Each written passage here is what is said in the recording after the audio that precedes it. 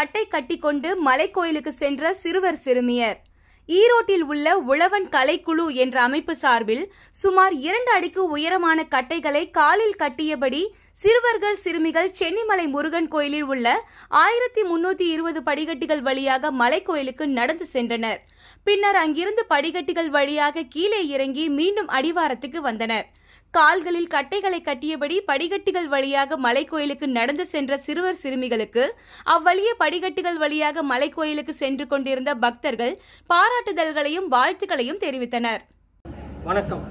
உழவன் கலைக்குழு கட்டைக்காலாட்டம் ஈரோடு. இந்த கலை பார்த்தீங்கன்னா வள்ளிக்கும்மி, சலங்கையாட்டம், பெருஞ்சலங்கையாட்டம் இந்த மாதிரி ஆட்டங்களை காலில் 2 அடி உயர கட்டை கட்டி இந்த ஆட்டத்தை நாங்கள் பண்ணிட்டு வரோம். இதில் பலர் 4 வயசுலேருந்து எனக்கு 47 வயசு இந்த வயசு வரைக்கும் எல்லாருமே பல தரப்பில் பழகிட்டு வரோம். எங்கள் குழுவில் இப்போ 20 பேர் இருக்கிறோம்.